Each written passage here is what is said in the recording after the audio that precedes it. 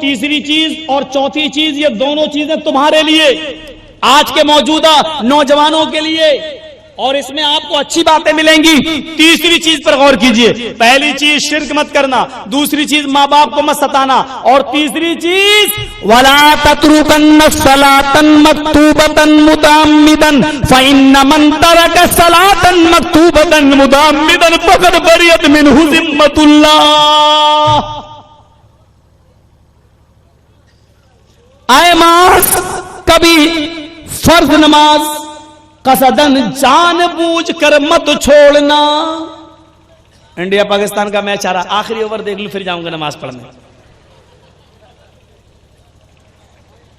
India Australia کا match آ رہا ہے، دیکھ لو یار، میچ بار بار تھوڑی آتا، چلو نماز تو بعد میں بھی پڑھ لیں گے۔ فرمایا وَلَا تَتْرُكَنَّ صَلَاةً مَكْتُوبَةً مُتَعَمِّدًا، فرض نماز کبھی قصدن جان بوجھ کر مت چھوڑنا۔ اذان کی آواز آئی اور چلو نکلو اپنے گھر سے مسجد کی طرف جاؤ، نماز پڑھتے رہنا، فرض نماز۔ ہاں ایسا ہو سکتا ہے کہ کبھی آپ کو ایمرجنسی کام ہے، فرض نماز پڑھ لیجیے، سنت چھوڑ کے آپ چلے جائیے، ایسا کر سکتے، لیکن فرض نماز آپ کبھی، باپ بیمار ہے آپ کو لے کے جانا ہے لیکن جماعت کھڑی ہے، جلدی سے آئیے نماز پڑھ لیجیے اور سنت چھوڑ دیجیے اور باپ کو لے کے اسپتال پہنچ جائیے۔ فرض نماز قصدن جان بوجھ کر نہیں چھوڑنا ہے۔ آگے اللہ نے کیا فرمایا؟ فَإِنَّ مَن تَرَكَ صَلَاةً مَكْتُوبَةً مُتَعَمِّدًا، جو فرض نماز جان بوجھ کر چھوڑتا ہے، فقط بریت منہ ذمۃ اللہ، تو اللہ کی ذمہ داری اس کے اوپر سے ہٹ جاتی ہے۔ اب اللہ کی کوئی ذمہ داری نہیں، مرو کٹو جو چاہو، چاہے آسام میں کاٹے جاؤ گے تو برما میں کاٹے جاؤ گے، تم گوہاٹی میں کاٹے جاؤ گے، جب تم نے اللہ کے احکام کا رعایت نہیں کی ہے اور اللہ کے اصولوں پر تم نے قیام نہیں کیا ہے تو اللہ کو بھی اب تمہاری کوئی پرواہ نہیں ہے۔ کٹو، دنیا میں کوئی ملک ایسا نہیں ہے جہاں ہم مارے نہیں جا رہے ہوں، جہاں ہم کاٹے نہیں جا رہے ہوں۔ خود مسلمانوں کے ملک کے حال دیکھ لیجئے، پاکستان کا حال یہ ہے کہ وہاں شیعہ اور سنی آپس میں مرے جا رہے ہیں، مسجدوں میں بمباریاں ہو رہی ہیں، آپس میں مسلمان کا قتل کر رہا ہے۔ آپ دیکھ لیجئے عراق کا کیا حال ہے، افغانستان کا کیا حال ہے، آپ دیکھ ڈالیے جو اپنے ملک ہیں ان ملکوں کا، لیبیا کا کیا حال ہے، انڈونیشیا کا کیا حال ہے۔ آج مسلمانوں کو کہیں دو گھونٹ پانی نہیں مل رہا ہے، کیوں؟ یہ اللہ کے رسول نے فرمایا تھا جب تم اللہ کی پرواہ نہیں کرو گے تو اللہ کو کی اوپر کوئی ذمہ داری نہیں رہتی ہے، اللہ کی کوئی ذمہ داری نہیں ہے۔ مرو کٹو، گاجر اور مولی تو پھر بھی چھیل کے کاٹی جاتی ہے، تم گاجر اور مولی سے بھی زیادہ بدتر طریقے سے کاٹے جاؤ گے، تمہیں پوچھا بھی نہیں جائے گا۔ جو مجرم ہوتا ہے اس سے آخری خواہش پھر بھی پوچھی جاتی ہے، لیکن تم کو اس طریقے سے مارا جائے گا کہ تم سے آخری تمنا بھی نہیں پوچھی جائے گی۔ فَإِنَّ مَن تَرَكَ صَلَاةً مَكْتُوبَةً مُتَعَمِّدًا فَقَدْ بَرِئَتْ مِنْهُ ذِمَّةُ اللَّهِ۔ کٹو مرو۔ نماز کا حال یہ تھا، ایک بار عمر ابن عبدالعزیز کا بیٹا، عمر ابن عبدالعزیز جانتے ہیں؟ عمر ابن عبدالعزیز ایک خلیفہ، ایک منسٹر گزرے، منسٹر، اسلامی منسٹر، اور مالک ابن دینار کہتے تھے کہ لوگ مجھے کہتے ہیں کہ بڑا نمازی ہے، بڑا پرہیزگار ہے، بڑا متقی ہے، بڑا ڈرنے والا ہے اللہ سے بڑا ڈرنے والا ہے، لوگوں میں اللہ سے کہاں ڈرتا ہوں۔ مالک ابن دینار بہت نمازیں پڑھتے تھے، دن میں روزہ رکھتے تھے، رات میں اٹھتے تھے اور اللہ کی عبادت کرتے تھے، تو لوگوں نے ان کو اس حال میں دیکھا تو کہا مالک ابن دینار تو بہت زیادہ عبادت بہت زیادہ اللہ سے ڈرتا ہے۔ تو مالک ابن دینار نے جب سنا کہ اللہ سے بہت زیادہ ڈرتا تو کہنے لگے لوگوں اللہ سے میں کہاں ڈرتا ہوں، نماز پڑھ لینا اللہ سے ڈرنا نہیں ہوا، روزہ رکھ لینا اللہ سے ڈرنا نہیں ہوا، رات میں اٹھ جانا اور نماز پڑھنا یہ اللہ سے ڈرنا نہیں ہوا۔ اللہ سے ڈرنا دیکھنا ہے تو عمر ابن عبدالعزیز کو دیکھو، متقی و پرہیزگار دیکھنا ہے تو عمر ابن عبدالعزیز کو دیکھو۔ منسٹر ہے، سونا اور چاندی کا ڈھیر ان کے پاس آیا لیکن انہوں نے جوتے کی نوک پہ ٹھکرا دیا، دنیا ان کے سامنے منہ کھول کے آئی لیکن انہوں نے دولت کو اپنے ہاتھ نہیں لگایا۔ ایک قمیض تھی ان کے پاس، ہمارے پاس تو دو تین جوڑے ہوتے ہیں، 10 جوڑے، ان کے پاس ایک قمیض تھی، گندی ہو جاتی تھی تو اسی کو دھلتے تھے اور اسی کو پہن کر پھر بیٹھتے آفس میں بیٹھا کرتے تھے، اپنی ایک قمیض میں ایک کپڑے میں اپنی پوری زندگی گزار لی۔ فرمایا متقی اس کو کہتے ہیں کہ جس کے پاس دنیا آئی، سونا اور چاندی آیا اور اس نے اس کو ہاتھ نہیں لگایا اور دھتکار دیا جوتے کی نوک پر۔ یہاں تو سارا جھگڑا دولت کا ہے، اگر باپ بیٹے سے ناراض ہے تو دولت کی وجہ سے، بیٹا اپنے باپ سے ناراض ہے تو زمین و جائیداد کی وجہ سے، شوہر اگر اپنی بیوی سے ناراض ہے تو دولت و جائیداد کی وجہ سے، تیرے باپ نے ہمیں جہیز نہیں دیا، موٹر سائیکل نہیں دی ہے، اور بیوی اپنے پتی سے اگر جلتی ہے تو اسی لیے کہ تم نے یہ گھر میرے نام نہیں کیا، اپنے بھائیوں کو دے رہے ہو، بہنوں کو دے رہے ہو، میرا بھی تو حق ہے، مجھے کیوں نہیں دے رہے ہو؟ اور آج ایک دوسرے کا جو مرڈر اور جو قتل ہو رہا ہے، یہ ساری کی ساری چیزیں اسی دولت کے راز میں مضمر ہیں۔ میرے بھائیوں، یہ دولت ایسی چیز ہے جس کے بارے میں قرآن نے پہلے ہی کہہ دیا تھا، یا ایھا الذین آمنوا لا تلھکم اموالکم ولا اولادکم عن ذکر اللہ۔ اے مسلمانوں، کہیں تمہیں تمہارا مال اور تمہیں تمہاری اولاد اللہ کی عبادت سے، اللہ کے ذکر سے، اللہ کی بھکتی سے کہیں غافل نہ کر دیں، کہیں نماز اور روزے سے تمہیں غافل نہ کر دیں، یعنی مال اور اولاد کی محبت کہیں تمہیں نماز اور روزہ چھوڑنے پر مجبور نہ کر دے۔ یہ مال اور دولت کی وجہ سے ہی سب کچھ ہوتا ہے۔ بیٹھا نوجوان، ارے بھائی اذان ہو رہی، تم جاؤ نماز پڑھنا۔ اب پیسہ ہے، دولت ہے، اب جانا بھی چاہ رہا ہے نماز پڑھنے۔ ہاں ایک فون آ گیا، ہیلو بھائی میں نے 4 ٹرک مال بھیجا ہے، 1 ٹرک میں نمبر 2 کا مال ہے، پولیس پیچھا کر رہی ہے، جاؤ ذرا جلدی جاؤ۔ اب نماز پڑھنے جاؤں کہ ٹرک رکھ دیا، فون چھوڑ دی، نماز بھاگ رہا ہے، اپنا مال چھڑانا چاہ رہا ہے، معاملات یہاں تک بڑھ جاتے ہیں۔ میرے بھائیوں، فرمایا جب غریبی میں تو نماز نہیں پڑھ سکا تو اب امیر بن جائے گا، جب تیرے پاس وقت ہی نہیں ہوگا اب تو عبادت کرے گا۔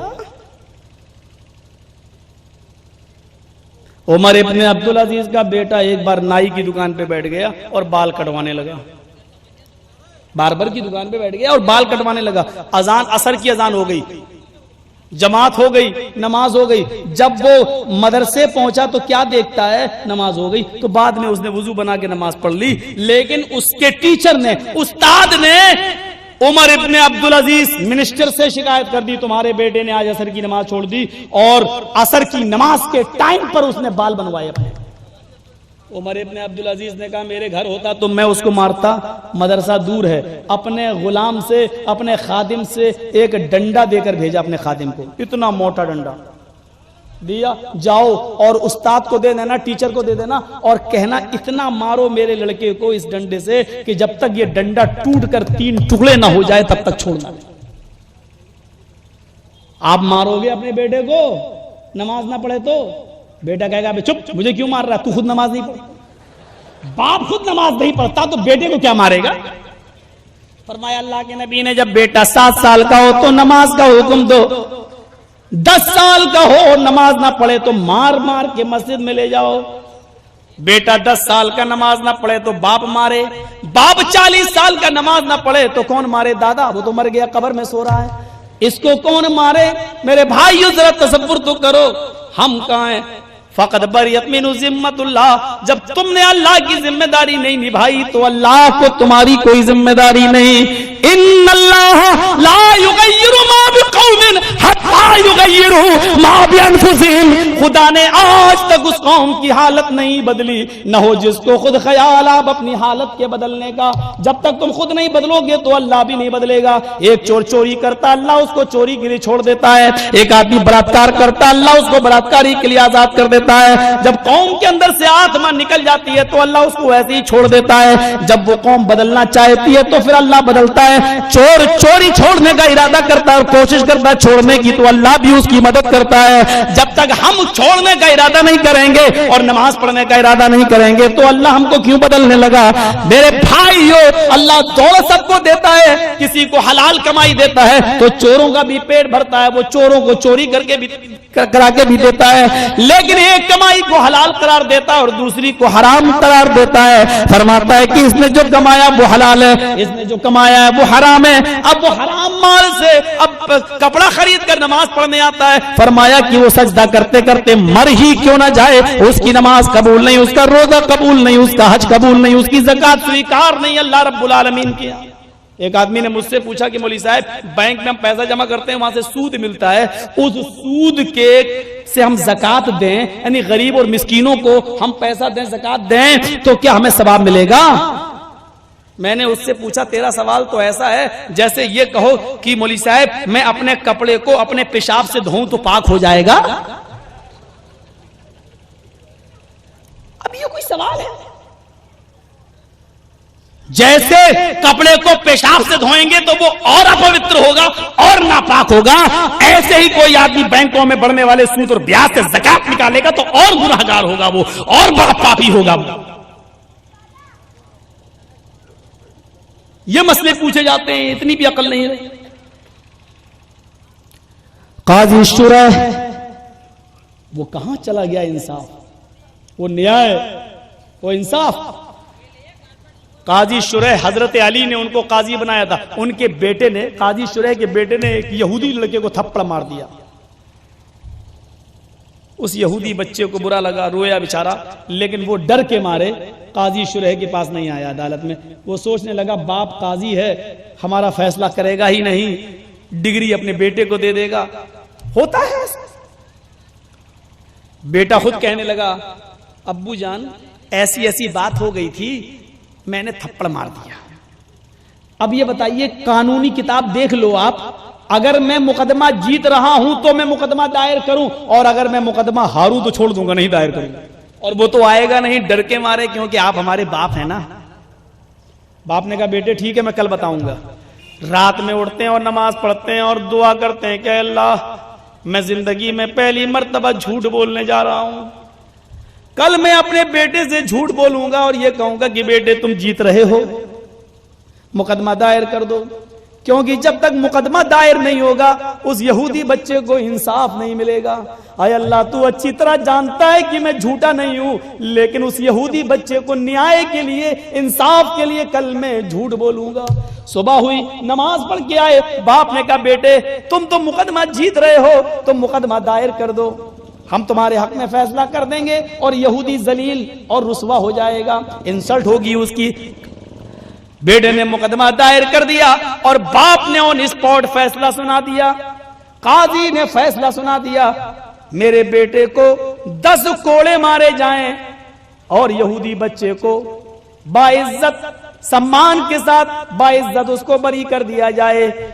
جلاد نے بیٹے کو پکڑا اور 10 کوڑے مارے، اور باپ روتا ہوا جب اپنے گھر پہ آیا تو ماں نے بیٹے کو اپنے سینے سے چپکا لیا۔ باپ نے کہا بیٹے ادھر آؤ، بیٹا کہتا ہے چپ رہو، آج کے بعد مجھے اپنا بیٹا مت کہنا، میں اپنی ماں کے پاس آیا ہوں، تمہارے پاس نہیں آیا ہوں۔ کہا بیٹے اللہ کی قسم میں تم سے بہت پیار کرتا ہوں، مجھے تم سے بہت پریم ہے، لیکن نیائے اور انصاف مجھے تم سے بھی زیادہ پیارا ہے۔ کل قیامت کے دن، کل پرلے کے دن اور مہا پرلے کے دن، ڈے آف ججمنٹ، فیصلے کے دن، کل جب میری ناانصافی کی وجہ سے مجھے جہنم میں ڈالا جاتا اور تجھے بھی جہنم میں ڈالا جاتا، اس سے بہتر یہ ہے کہ دنیا میں چند انسلٹیں برداشت کر لو تاکہ ایشور ہمیں اس دن انسلٹ ہماری نہ ہو۔ میرے پیارے بیٹے میں نے تمہیں سزا اس لیے دی ہے تاکہ یہودی بچے کو انصاف مل جائے۔ آج یہ انصاف کہاں چلا گیا؟ آج یہ نیائے کہاں چلا گیا؟ آج یہ واقعات کہاں چلے گئے؟ اپنے بیٹے سے جھوٹ بولتے صرف اس لیے کہ یہودی بچے کو انصاف مل جائے، اور یہ وہاں کی بات ہے جہاں حکومت ان کے ہاتھ میں ہے، جہاں مسلمانوں کی حکومت ہے، جہاں یہودی اپنی آواز نہیں اٹھا سکتے ہیں، ایسی جگہ پر یہودیوں کے ساتھ اسلام کا یہ معاملہ ہے۔ میرے بھائیوں اسلام کو بہت آسان ہے یہ کہہ دینا کہ یہ ٹیررزم کی دعوت دیتا ہے، یہ دہشت گردی کی دعوت دیتا ہے، یہ بہت آسان ہے جملے کہہ دینا، اور میڈیا والے یہ جملے اسلامک آتنکواد کے نام سے بہت اٹھا سکتے ہیں، لیکن آتنکواد کی جڑ کو سب سے زیادہ اسلام مٹاتا ہے یہ کہہ کر من قتل نفسا قتل الناس جميعا، جس نے ایک منشیہ کو قتل کر دیا، ہندو اور مسلمان کی قید نہیں ہے، قرآن کہتا ہے جس نے ایک منشیہ کو قتل کر دیا، چاہے وہ ہندو ہو یا مسلمان، سکھ ہو یا عیسائی، یہودی ہو یا جینی، جس نے کسی ایک انسان کو، ایک منشیہ کو قتل کر دیا، قرآن کہتا ہے، اللہ فرماتا ہے وہ ایک منشیہ کو قتل نہیں کر رہا ہے، قتل الناس جميعا، اس نے پوری دنیا کی مانوتا کو قتل کر دیا، پورے وشو کی انسانیت کو مار ڈالا۔ وہ ایک انسان کا قاتل نہیں ہے، پوری دنیا کا قاتل ہے۔ اگر ایک منشیہ کسی ایک کو گالی دیتا، تیری ماں تیری بہن یہ گالی دیتا ہے، تو وہ ایک کو گالی نہیں دیتا ہے، وسطتا حقیقت میں وہ ساری دنیا کے لوگوں کی ماں کو گالی دیتا ہے۔ یا ایھا الناس انا خلقناکم من ذکر و انثی، لوگو ہم نے تم کو ایک ہی باپ اور ایک ہی ماں سے پیدا کیا ہے، تمہارا ایک ہی باپ ہے، ایک ہی ماں ہے، تم ایک پرم پتا کی سنتان ہو اور ایک ہی ماں کے بیٹے ہو۔ ہمارے باپ کا نام آدم ہے اور انہی کو ویدوں میں منو کہا گیا ہے، منو اسمرتی میں ہم منو کی سنتان اس لیے منشیہ کہلائے، ہم آدم کے بیٹے ہیں اس لیے آدمی کہلائے۔ ہماری ماں شتروپا ہے جس کو حوا کہا جاتا ہے، ویدوں میں شتروپا حوا، ہم شتروپا کی سنتان ہیں، ہم حوا کے بیٹے ہیں، ہم آدم کی اولاد ہیں، ہم منو کے بیٹے ہیں۔ اس لیے کوئی بھی پیر سے پیدا نہیں ہوا، ہاتھوں سے پیدا نہیں ہوا، منہ سے پیدا نہیں ہوا۔ کوئی بھی آدمی یہ نہ کہے کہ برہما نے اپنے منہ سے برہمن کو پیدا کیا، ہاتھوں سے چھتری کو پیدا کیا، ران سے ویش کو پیدا کیا، پیروں سے شودر کو پیدا کیا، لہذا شودر تھالی جاتے اور برہمن کیا نہیں جا سکتا ہے۔ قرآن نے یہ سارے رسم مٹائے، اور حج کا میدان دیکھ لو، کالے لوگ اور گورے لوگ ایک میدان میں جمع ہوتے ہیں۔ نماز کا معاملہ دیکھ لو، ایک امیر آدمی آیا، حی علی الصلاۃ، یہ اذان کی آواز آتی ہے، یہ آواز پارلیمنٹ کے نیتا عبید اللہ خان اعظمی کے لیے بھی ہے، اور یہی اذان دلی کی جامع مسجد کی سیڑھیوں پر بھیک مانگنے والے بھکاریوں کے لیے بھی یہی اذان ہے۔